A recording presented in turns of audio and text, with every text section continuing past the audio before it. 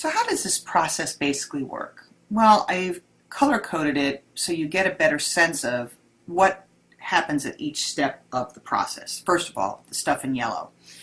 This is how we get to a place of motivation. And there are three factors that go into this process. Number one is the expectancy. The expectancy that if I put forth the effort, I can actually perform the task that I am setting out to perform. So, I can do this work, I can do it, I believe that I can do it, my self-efficacy, and therefore I can actually perform it. So if I believe it, if I put forth the effort that I can perform. Then the instrumentality is, well, if I perform, will I get the reward that I'm looking for? So if the company is not really good at giving rewards, so yeah, I can perform all day long, but if I don't get a good reward, it doesn't feel like there's any instrumentality for me, so that will be pretty low. And then valence of rewards, whether or not the rewards have any value to me. The higher the valence of the rewards, the higher their desirability, the more likely I am to behave. And so what this comes down to is it's a multiplicative function, not an additive like we talked about in the job characteristics model, but this is multiplicative, meaning it multiplies my expectancy times my instrumentality times my valence. And the assumption is if we don't have all three of these, your motivation is going to be low, period. You need to have the belief that you can do it. You need to get the reward that you expect associated with that task. And it needs to be a reward that you want. And if I don't want the reward, or if I don't believe I'll get the reward, or if I'm not even clear I'll be able to perform the task, my motivation level could be very low. So if you think about this on a 0 to 1 scale, with 1 being the highest and 0 being the lowest, we could get high valence of rewards, high instrumentality, but if I don't believe I can do it, if that's a 0.1, if you will, 0.1 times 1 times 1 is still 0.1. It's multiplicative, meaning my motivation will still be low no matter what. So that's challenging for people to understand, right? How can you be motivated to do something, if you aren't getting the things that you want out of it? And you're right, I may not be motivated. Doesn't mean I won't do it, but I'm just not motivated to do it. So I might be going through the motions. I might not be happy about it, but I may have what we call continuance commitment to my job. I have to do this because, I need a job. I have my Maslow needs are not being met. I need to get a paycheck and pay my bills, etc., etc. So, motivation. So all that stuff in yellow is about my perceptions of the situation. I believe I can do it, I believe I'll get the reward, and I like the reward. It's my perceptions of the circumstances. If I believe it, great. If I don't believe it, then again, that's more problematic, and I am less motivated in terms of being able to do a good job and ultimately be satisfied in my job. So let's go with the best of all possible worlds, the assumption that I believe I can do it, I believe I'll get the reward, and I like the rewards, I'm highly motivated. Motivation works hand in hand with someone's ability and what we call their role perceptions, what their expectations are around the task that they have to perform. So in order for someone to be a high performer, they have to have the ability to do the job, they have to be motivated to do the job, and they have to be clear about what is expected of them in that job. Now, the clarity around those roles has to do with how much support I get from the company. It also has to do with whether or not I have a job description that has very clear delineation about what's expected of me.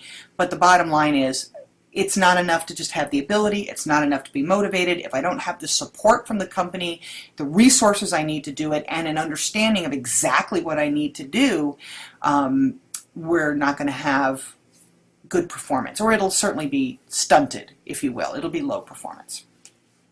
So, motivation, I assess the situation. I make a decision whether or not I'm motivated. And then that motivation drives my performance in alignment with having the ability to do the job and also having what's expected of me very clear as well. So that's where performance appraisal comes into play. Ability has to do with training and development and making sure that we hire the right people with the right skills. So you can see how these things start to get applied to HR itself. Right? I need to make sure I have these things. So let's again assume I have the ability, I have the motivation, I've got all the support I need from the company, I'm a high performer. Just because I'm a high performer doesn't mean there's going to end up being a really good reward system for me, and then that I'll ultimately be satisfied. Remember, when we're talking about the instrumentality and the valence in the area in yellow, it's about my perceptions of it. I might think that I'm going to be rewarded appropriately. I might think that it's going to be a valuable reward to me, but the stuff here in green is about what actually happens. And that's the difference between the yellow and the green. The yellow is what I perceive is going to happen. The green is what actually happens. And so how I experience it ultimately. So now I'm a good performer. I need to know whether or not I'm going to be satisfied with my job. And here's what has to happen for the company. They need to make sure they're addressing both intrinsic and extrinsic rewards. The extrinsic rewards, things like pay and company policies and good working conditions and things like that. Those have to be there, bare minimum, right? And then we have the intrinsic rewards, which goes back to that Hackman and Oldham model of job design, right? Task identity, task significance, task variety, significance, and identity. Then I need to make sure I've got autonomy. Then I need to also make sure that I've got, the kind of feedback that I need. This is all in the job design itself. So I can only be intrinsically motivated if those sorts of things are at play. If I've got a job that just gives me meaningful work that I'm excited about and I have lots of responsibility, that's the intrinsic rewards. The extrinsic rewards are, I got a good paycheck, I feel safe at my job, I know I've got good rewards and good benefits and those kinds of things, extrinsic. So both of those have to come into play. You can't have one and not the other. We need both. Obviously some jobs are not going to be intrinsically rewarding. The fry cook at McDonald's, how intrinsically rewarding is that job, even for the most undereducated or simplest person, right? I mean, and I've done that job, right? It's not intrinsically motivating. It's a job that I have to do, and that's fine. It's a job I have to do. I'm more extrinsically motivated to do that job than intrinsically, but I also want to make sure that I do the job right. So there is some pride in there. So intrinsic rewards may not be as high with some types of tasks or some types of jobs, but ultimately speaking, we want to have some sort of balance, whatever it is, between intrinsic and extrinsic rewards. So, does that necessarily mean we're satisfied? Yes, if it's done fairly. Again, if I feel like the rewards are not being meted out fairly, if I work really hard and I don't get an appropriate reward, this is more problematic for us. We are always looking to make sure that the way that the rewards are given to us are that we perceive them to be fair. Now, you as a manager might think you're doing things fairly, but your employees might not perceive it that way. So you can all day long say, of course it's fair, of course it's fair. If they don't perceive it to be fair, it doesn't matter. You could talk all day long. You've got to provide evidence to them that it is fair and show them why it's fair. And this is why the lack of transparency around salaries and benefits and some of the challenges that go along with that are really a function of, people feeling like something is not fair, and then that affects their satisfaction, bottom line. So, let me summarize this. Yellow is my perceptions, and my perceptions of the situation and whether or not I feel motivated. Assuming that I feel motivated, then if I have the ability and I've got all the support and the resources I need, I can be a really good performer.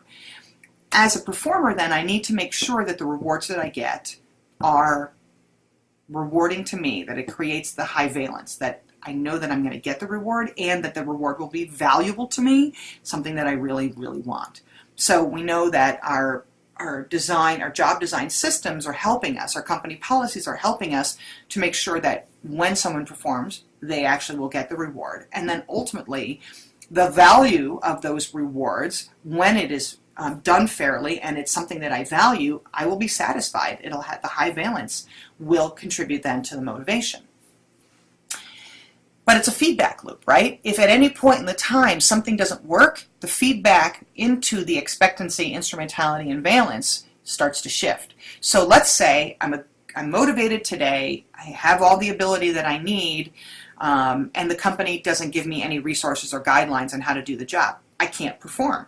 So the feedback loop then says, the next time I'm faced with this task, do I believe that I can do it? Well, my self-efficacy is going to go down. I'm going to believe significantly less than I'm less likely to be able to perform the task no matter how hard I work, right? Because I can be really motivated and have all the ability, but if the company doesn't give me the rewards I need, that has the impact on performance. And that's what we see all the time. Someone, a manager or the organization drops the ball. I don't believe I can do the task anymore, and my motivation for doing it is pretty low. And then the company doesn't understand why you can't perform the job.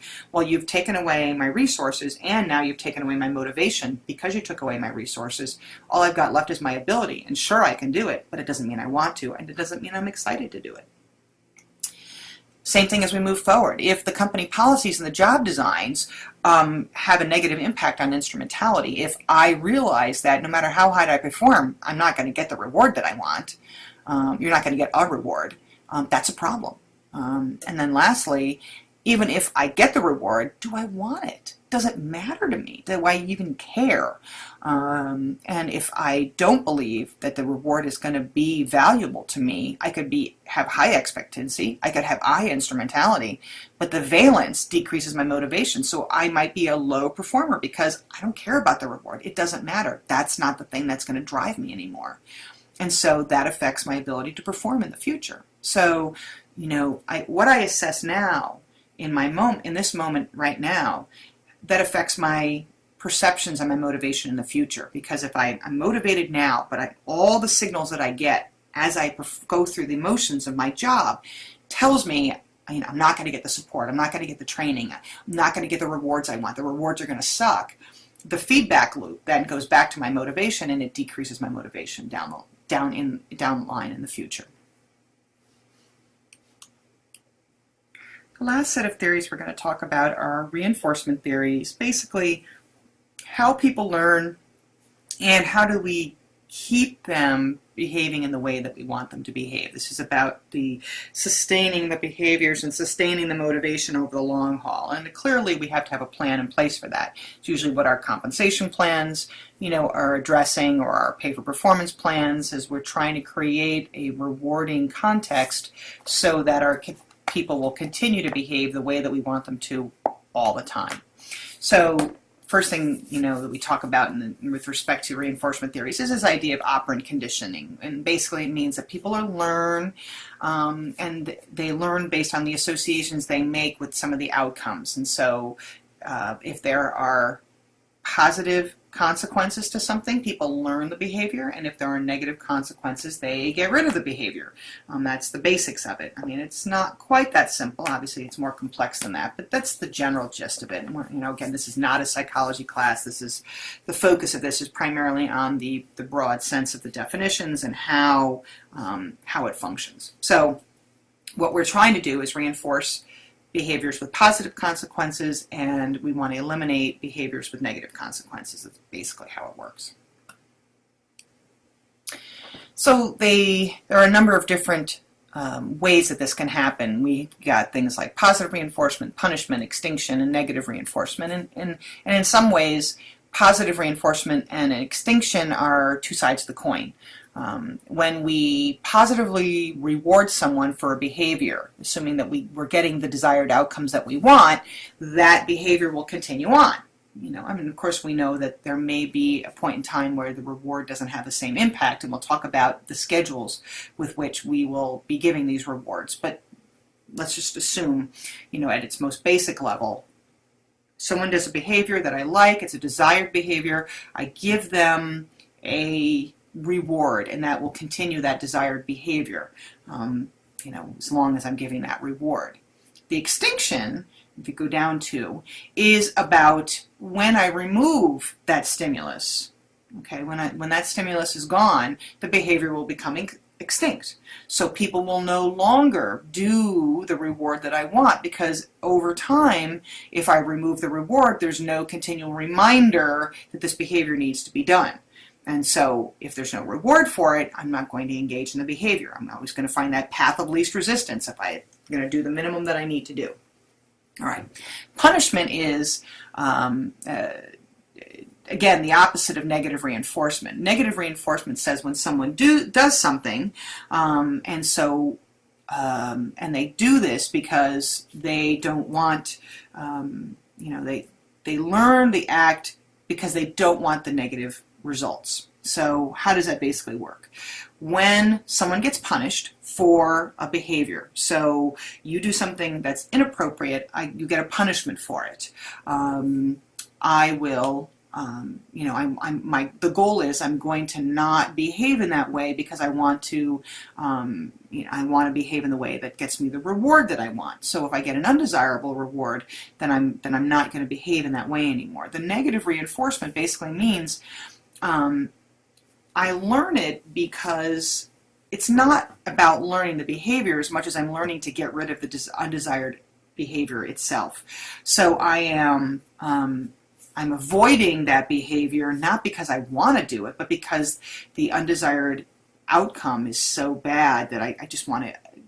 I'm just going to ignore it. So imagine, this, where your parents are like, because I told you to, because I told you to, because I told you to, and your parents yell at you all the time, and then you finally turn around and say, fine, I won't do it. Doesn't mean you want to do it. Doesn't mean you're excited to do it. Doesn't mean that you're thinking, oh my God, this is a wonderful new behavior that I want to learn.